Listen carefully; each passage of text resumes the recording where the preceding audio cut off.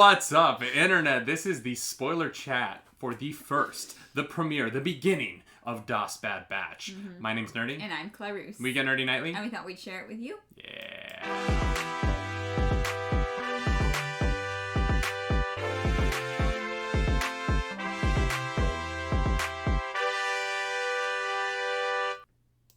That is right. Welcome back to another spoiler chat. This time for DaygonDAce Bad Batch, the show that I didn't know I needed in my life. Until they announced it. Yeah, so this is a spin-off of the Clone Wars. Mm-hmm. No, not until we watched it. I don't know, you were very excited. Yes, because it's Star Wars. However, I'm going to be very honest. When I saw the season 7 of the Clone Wars, which you haven't seen, Clark, you've only seen like 5 episodes of the Clone Wars. No, I've seen probably like 15. Okay. Which I think is interesting, right? Because you're coming at this as a fan who did not watch the Clone Wars. I'm coming at this as a fan who has seen it a few times. And I think that when I first met the Bad Batch in season 7 of Clone Wars, I liked them, but I was kind of like, why are they here? Yeah. Like, it was very late to introduce them. And then they announced the spinoff, and I was like, okay, it was the backdoor pilot for these characters. Mm-hmm. But they all felt very arch to me. They were all very over the top and stereotypical. You know, Hunter literally looks like Rambo. You know what I mean? Like, he is Rambo. Yeah. And so I just kind of, there was a hesitancy in me that was like, why these characters? Okay. And this episode did such an amazing job of explaining to me why these characters and why this is the story that we're telling right now. Yeah. And I thought that it was a really magnificent beginning of a series. I think this might be the best pilot any of the Star Wars animated shows have had. Yeah, so like you said, I come from this not having watched Clone Wars really at all, just some of the first season. And honestly, I was expecting to be very confused. But I think that they did a great job of setting themselves up as a separate thing. Mm-hmm. I feel like you, at least for the first episode, you don't need to have watched Clone Wars to be able to enjoy the Bad Batch. They do a great job of introducing the premise, the world, where exactly we are, who the characters are. So if you're one of those people that's like interested in it, but is like, well, I haven't watched Clone Wars and I don't have the time, I say go for it, because I really, really enjoyed that first episode, and it was long. Yeah, 75 minutes. Mm-hmm. It's interesting. What this reminded me of is the Clone Wars animated movie that was theatrically released, which was, I think, basically 4 episodes of Clone Wars that were put out as a film before the show came out. And I remember seeing that movie in theaters, and I remember not loving it. Yeah. Not loving it to the point where it actually, I was like, because this was a couple years after Revenge of the Sith had come out, and that movie came out, and I was like, you know what, I'm gonna hold off on Clone Wars. I don't think I'm gonna watch this animated show. I was in high school. I didn't have a lot of time. I was trying to get ready for college. Yeah. And then I'm so glad in college I ended up being like, all right, this thing's gone 3 seasons. People seem to love it. I got into it. I binged it as fast as I could, and I you know, I love the Clone Wars. Yeah. That show is remarkable, and Ahsoka Tano is my favorite Star Wars character, but this had the same feeling as that movie because it felt like 3 or 4 episodes stitched together into one thing. Yeah. Or probably 3, because without the credits at the end, it's probably like 66 minutes, which would be 3 animated episodes of television. And so I got the feeling that I was like, when I saw the time, I was like, oh, this is going to be the Clone Wars movie all over again. And, you know, I knew that we were getting this Omega character who was going to be like the girl who's like a little too young to be on an adventure. Which Ahsoka felt when I first saw it. I was like, Ahsoka's you have a child in war. Like it was weird. Yeah. And so this movie felt like it hit a lot of the same beats as that movie, but it just did them in a slightly more grounded way. Yeah. And I feel like because of that, this pilot sets up a show better than the Clone Wars movie sets up its own show. Yeah, I also did not love the Clone Wars movie. We did watch that, and it was, you know, it was rough. Whereas like the Bad Batch felt clean, very like purposeful. Mm-hmm. There was nothing that didn't feel like it didn't belong there. And to be fair, this team has now made 4 animated series, right? They've made Clone Wars, Rebels, Resistance, and now Bad Batch. This. Right. And so they're very experienced at this, and I think that they've gotten really good at telling these stories. Mm-hmm. And D. Bradley Baker, before we get into the characters themselves, D. Bradley Baker deserves some sort of special award that only he gets for voicing it. Him and Tatiana Maslany should have the I played too many characters in one show award, because him voicing every single clone is incredible. Amazing. Mm-hmm. It's amazing. Like, yeah, so much how he does it. I thought the Bad Batch were voiced by different actors. I thought that like all of the other clones would be D. Bradley Baker, but the Bad Batch would be like, but they're genetically different, so they'll have their own voices. Yeah. Nope, it's D. Bradley Baker. Yeah, he does everything, and like it's really remarkable. I wish I had been streaming when Fallen Order came out. This is slight spoilers for Jedi Fallen Order, but the lead character in Fallen Order can hear the past when he touches items. Mm-hmm. He has this ability to he has like telepathy with the past. Sure. And the first time in that game that he touched something and D. Bradley Baker's voice as the clones came in, I truly wept. And I was like, oh my god. His clone thing is so iconic to me now. And the fact that they were like, no, you get all 5 of them. D. Bradley Baker, this is your freaking moment. And you're crushing it. Yeah. Like, it really crushing it. You almost like don't even notice that they're all the same person, mm-hmm. but you can if you think about it. But it's not like, I don't know. They don't make it weird in any way. Mm-hmm. They don't all sound exactly alike or like crazy different. That they're like caricatures. You know, like they feel like real people. But they are clones, so they're close enough. They're close enough that you remember. Oh yeah, these are all Jango Fett. Yeah, it's so well done. And I think I think putting out this 70-minute first episode was really smart. I don't know how you would have hooked people in as well if you weren't able to provide as much information as you did. 100%, because one episode, it's like how it reminded me of WandaVision's drop, where WandaVision had the first 2 or 3 the first 3 episodes, I think, because the world that they're setting up is too big for 20 minutes. Exactly. Yeah.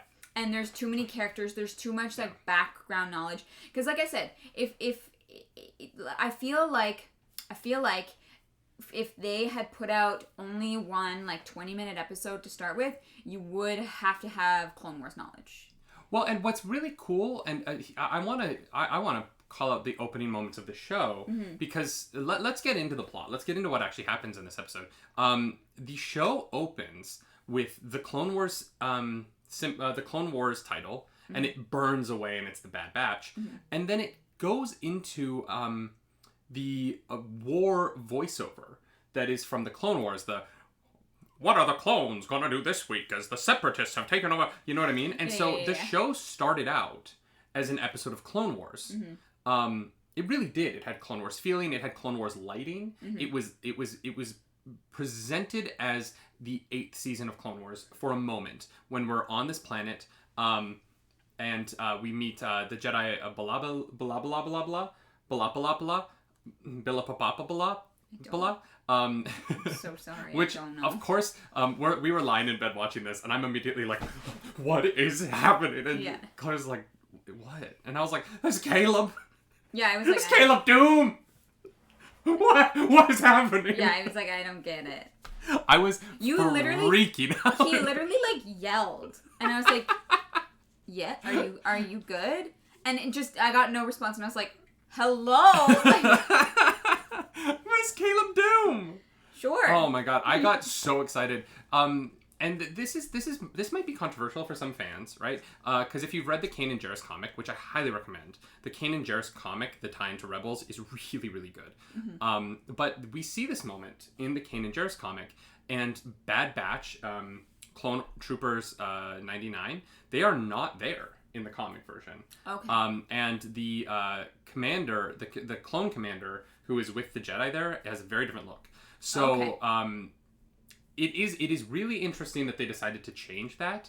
But I appreciate that they brought this in because it ties the clones to Rebels in a really interesting way. Obviously, the clones are already a part of Rebels. We meet a lot of clones during the Rebels show, and there are some great moments that I think that we'll see foreshadowed in this show. Mm-hmm. But, Clone Wars, Bad Batch, and Rebels, they're in a canon together. And Mandalorian now, obviously, because all these characters keep showing up there. Yeah. They're tied together. And that tie is gonna get even stronger when Fennec Shand appears later in the season. So I feel like we have this really interesting storytelling beat where they're like Rebels and this show are connected. Caleb Doom and the Bad Batch met, and there are people who complain about this within the Star Wars fandom. They're like, the Star Wars universe gets so small when everybody knows each other, and I get that, but I felt like this opening was it was the best. This was a pilot for the show, right? But the real show, the Bad Batch, starts at the end of this episode. Yeah. The Bad Batch out on this 70 minutes was a bridge between two things. Yeah. And so the start of this show was the Clone Wars, and the end of this show is the Bad Batch. But what happens in between isn't really either of them. It's somehow both. Mm-hmm. And that's why this worked so well for me. Yeah. And the opening scene with Caleb Doom, obviously we see Order 66 executed. Caleb Doom's Jedi Master is killed, and he flees into the woods, and the Bad Batch, who have met him and are working with him now, are chase after him. We have our leader, Hunter, who chases after him. Hunter is Rambo. Literally Rambo. Yeah. We have, and he and Crosshair run into the woods. Tech and Echo stay behind to help organize the attack, I guess. And then I loved Wrecker. Wrecker was supposed to stop them from being followed and didn't. He was like, Hunter's got it. And they're like, okay, well, we're going to go. And he's like, all right, Hunter, they're coming. Yeah. Yeah, I'll stop him. He gives no F's. It's I'm like, all right, I see what this is. Mm-hmm. It was a really great introduction to each character, without being caricature. Because sometimes with animated stuff, it's really easy to just have it be a thing that you've seen before. I will say this episode did a lot to make the Bad Batch more. To give them more depth than they had in Clone Wars Season 7. Mm-hmm. Because we don't really see them a lot in Clone Wars Season 7. We see them on one mission. They do the job. We kind of get a little bit of them. Totally. This episode was like, don't worry. They're not caricatures. Yeah. They are people. They're traumatized survivors, really. I mean, that's kind of, the Bad Batch are... This story, I feel like, is going to be a story about trauma and soldiers returning from war and what that does to people.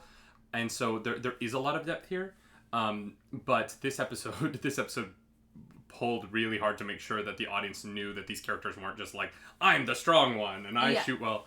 Yeah. And we'll get into Crosshair and how absolutely tragic his storyline is. But we get the beginning of that tragedy because they chase down Caleb Doom, and Crosshair keeps shooting at him, and Hunter's like, what are you doing, dude? He's like, we don't know what's going on. Yeah. Crosshair's like, yes, we do. We follow orders. And it, it does seem a little bit out of place, and the show does a great job of building up to the fact of letting you know that he has the same chip that that your normal everyday clone would have. His just is not working as well. Mm-hmm. Its functionality is somehow dampered by, I guess, the fact that he is defective. Which is interesting because typically when we meet the Bad Batch in Season 7, they don't really follow orders. You give them missions and they get it done, but they do it their way. Yeah. And Crosshair's no different. Crosshair is one of the... I got this. I know how to shoot. Don't tell me how to shoot. Just tell me what to shoot. Yeah. And so even from the beginning of this episode, I was like, what is going on with this guy? This is weird. I did not expect it to be the chip. I really thought they were going with the storyline of Crosshair doesn't... because Tech tells him at the beginning of the episode that, the war's coming to an end. Like, this is it. And I got the feeling of like, oh no, Crosshair doesn't want the war to be over because he doesn't know how to move on from that. Right. And I thought that's where we were going, and I thought that it was going to be a story of, as the war ends, he feels more compelled to be a soldier because he doesn't know who to be when he's not a soldier. Yeah. Which I feel like is an interesting storyline, especially given, especially around someone like a sniper who is an assassin. Like, Totally. His job is to kill people, essentially. The interesting thing though is that this I guess show. to kill droids. Yeah. I guess, yeah. But this show leaves room for potentially exploring those kind of themes, I think. We found out that, so they increased his chip efficiency or whatever. And we're going all the way to the end. Okay. Well, I mean, we're kind of like following that track, so I thought. Yeah. Yeah. There's a lot that happens before that, though. Yeah, there is a lot. This is a lot. I don't know how to talk about all this in one spoiler chat, because it was like 3 episodes. Yeah, it was 7 Because we have that, they go back, Palpatine gives his amazing speech, and then they get, let's skip through the plot really quickly. They go back, Palpatine gives the amazing speech, we see that Tarkin's there. Yeah. They get into a brawl in the cafeteria. Yeah. Which is great, because they meet this little girl named Omega. Yeah. And Omega's there. And she's really excited about Bad Batch. Her accent is incredible. Well, yeah, she's very excited about the Bad Batch. So Australian. But yeah, so she's like the... I love it so much. It's great. You were saying you were like worried about her character at first. You were like, oh, it's another I didn't know why she was there. Mm-hmm. Then the fact that she's a deviant clone, I was like, oh, great. Yeah, we're told. Great. She is a member of the Bad Batch by virtue of this thing that they share. Yes. And that is, it was different than them kidnapping in the trailer, it seemed like they kidnapped a child. Yeah. And they were like, all right, you're a kid who's excited, let's go on an adventure. Yeah. And I was like, that's not cool. Yeah. But the fact that they're like, she's in danger. Explained it very well. She's one of us. We are the people who should take care of her because she's experiencing what we've experienced. Yeah. Great. It was so smart. It made me like really love her. Yeah. And it made me that like smoothed all of that over. Because the other option in this case is the clones leave her with the Empire, which is like no, take her. Please take her with you. I was wrong. When I watched the trailer, I was incorrect. Yeah. Omega's awesome. Yeah. Glad to have her along. So they get into like a fight in the cafeteria. And kind of draw attention to themselves, and Tarkin is there and has like pulls them into an assessment for their like military prowess, I guess, and they throw them into like a simulation fight, whatever. And obviously, simulation. Well, no, and then obviously like they crush it, and so Tarkin is like, okay, live fire, and like. They're like, wait, what? I also love it. So they go live fire, and these droids come out and start shooting at them. And I was like, why are these droids better than anything the Separatists ever built? These droids are impenetrable. They're so good at fighting. They looked like a pre-version of like Dark Troopers. Oh, 100%. Yeah, with the way their hand. They were like the bridge between the super battle droids from Attack of the Clones and Dark Troopers. Yeah, it was interesting. They did kind of sit right in the middle. Cool. But not the Dark Troopers that are people. The Dark Troopers from the Mandalorian that are robots. Yes. Yeah, the robot ones. Yeah. It was very cool. Or droids. Sorry. To see that. And then Wrecker gets shot. They get real upset, and they get sent on a mission to go wipe out some insurgents. Yeah, Tarkin is like, there's some people who want to keep the war going. No, there are droids. Yeah, there's some droids who want to keep the war going, and they need to be eliminated. Which I think is Tarkin's fault here. If Tarkin had told them that they were going to go fight people who were like terrorists, he might have had the outcome that he wanted. But he lied to them. He said, go kill, these are separatists, they're droids. Yeah. It's one thing to be like, I demand loyalty in all situations. But if you're going to straight up lie to them, they're not going to follow your... Like, I was like, Tarkin. Yeah, that was a dumb move. Dude, like... That was dumb. Why lie? You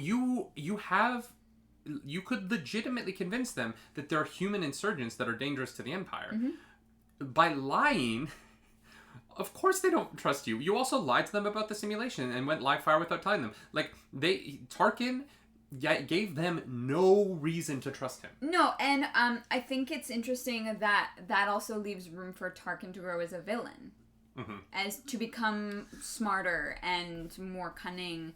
Tarkin, a New Hope Tarkin would not have made the same mistake. Yeah, exactly. He feels like he is somewhere along his character journey. Yeah, Tarkin might be my favorite non-physically threatening villain ever. Okay. Like, as far as villains who pose no physical threat in media, I think that he is my favorite villain ever created. You know what I mean? Like, he can't compare with, like, Darth Vader, because, like, Darth Vader can do so many things. But, like, Tarkin casually destroys Alderaan. Yeah. Like, Tarkin, he's so... And look, I know people... The Rogue One Tarkin, there are people who don't love the way it looks, but, like, it's a character that I love that they keep bringing back. I love that Peter Cushing is immortalized in this way. Tarkin is just, he's one of those characters that, like, I hate him so much. Yeah. But God, I love him so much. He's such a good villain. And, you know, Stephen Stanton, I believe, did the voice in this of Tarkin. I hope I got that right. He sounded so good, and, like, it's just, I always love it when he shows up. He's great. Yeah, he's great to have as the villain. And so obviously the clones get there and they're like, wait, we've been lied to, something's wrong. And then we get to see our boy Saw Gerrera, the Star Wars character who I think is in the most diverse array of Star Wars properties now. Okay. Because he appears in Rogue One, played by Forrest Whitaker. He appears in Clone Wars. He appears in Rebels. He appears in Jedi Fallen Order. He appears in this. I think that's it. But yeah, he's in 5 things. And obviously Saw Gerrera is in comics and books. So yeah, but so Saw Gerrera is in Saw Gerrera is the bridge across all of it in a weird way. Yeah, that's very cool. Yeah, and it's especially fun because he's trained by Anakin, and so he's trained by Anakin. And he becomes, you know, the rebellion for a while, when the rebellion isn't really there yet. He's the one who's fighting. And his methods, I don't agree with his methods. I don't want you to think I do. He's a radical, but he has the right intentions. And he's just, it's a really fascinating character here's the thing I love about Saw. We see this character who has all of the right intentions and is absolutely correct in what the evils of the galaxy are, fall into radicalism because the world around him, it becomes so dangerous. Yeah. And it's a very real story. He feels like he has no choice. And it was really nice to see him at this point. The voice actor who's doing his voice for this, he did a really good middle ground between his Clone Wars Saw and his Rebels Saw. You can, like, hear the transition of the character. It's really, really cool. And it was nice to see him pop up. And, you know, I love that he's the one who kind of teaches the clones, because the clones taught him. Yeah. You know, there's a nice, like, cyclical thing there of, like, there were clones who, like, legitimately helped him learn how to fight. And now he's kind of getting the clones into the right fight again. Yeah. Which is just a great use of that character. Yeah. But while we're talking about voices, you had a problem with Caleb Doom in the beginning. Oh my god, yeah, I forgot about that. I did not. It was so weird. Like, this, like, 10-year-old kid walks up and he sounds like he's 30. And I was like, what the hell? I think that if you watched Rebels, it's not weird, because that is what that person sounds like to you. Like, I hear that voice and I'm like, oh, that's Caleb Doom. But if you didn't watch Rebels, you're like, why is there an old man voice in that child? Yeah, well, because he's, like, 2 feet shorter than all the adults around him. So you're like, you're 10. Like, I don't know how old he's actually supposed to be. He's post-pubescent. Like, he does not look it. Yeah. Like, they made him short. They were like, this is a child. And I was like, why does he sound like he's 35 and has 2 kids? I personally am glad they brought back... I'm glad they didn't recast the role. I'm glad it was Freddie Prinze Jr. I get that for people who didn't watch Rebels, it's probably weird. Yeah. But as someone who really loves Rebels, I appreciated that it was him, and that he got to tell that part of that character's story. Totally. What Freddie Prinze Jr. brought to Kanan and to Caleb throughout that arc is so magnificent, and I love that he got to be a part of that story, and that they didn't bring in someone else. Even if his voice was a little older than the face, but I wouldn't have had it any other way. I wouldn't have changed anything about it, just because As a fan of that show, All right. I literally, the opening scene, I lost it a It little bit. just threw me off so hard. Like, I was like, whoa. So then we get to, they come back to the base, and they get thrown in jail. Yeah, because they don't do what they were told to do. Crosshair gets pulled out and thrown into a machine to amplify his chip. Yeah. And this is where the show goes from. This is where the real line for me is between Clone Wars. Also, Omega gets thrown in jail with them. Omega gets thrown in jail with them, yeah. She gets thrown in first because she's in the room, which. Okay. Oh yeah, she's like sneaking around somewhere she's not supposed to be, and they throw her in a cell, and I was like. Oh. So this is where the show really stops being Clone Wars completely, and the tone shifts. And it also becomes a little bit more adult than, well, I guess season 7 of Clone Wars kind of went here with the whole Echo being kidnapped and turned into a robot and stuff. But the tone here really shifts because the moment that they completely take away all of Crosshair's free will in this episode is very dark. And it reminds you that, like, the clones at this point, the rest of the clones really don't have choice in their actions. No, you feel bad for them. Oh, awful. There's nothing they can do. They're just doing what they have to. They literally don't have a choice.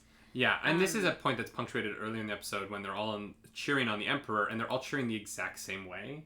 And I thought that was really effective in being like, they're barely better than the droids at this point, except they are people. Like, we've seen the clones. Like, there are clones we love, Rex and Fives and Echo, and like there's so many that, like, their personalities and their individualism is what makes those characters such huge standouts in the Clone Wars. And yeah, and the Empire just took that away from every single one of them. And so the moment where Crosshair comes out, obviously they break out of the prison, they get to their ship, they're escaping.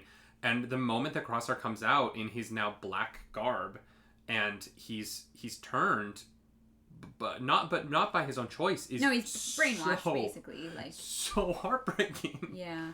Because man, it just hurt. Yeah, and that's why I think the Bad Batch is going to be an interesting show. Mm-hmm. Because obviously they're not gonna leave him behind. They've got a long journey to figure out what happened and to try and help him. Mm-hmm. And then there's so many places you can go from there, and I'm really, really excited for the potential of this show. Yeah, I think obviously the Bad Batch doesn't know about the chips yet. No.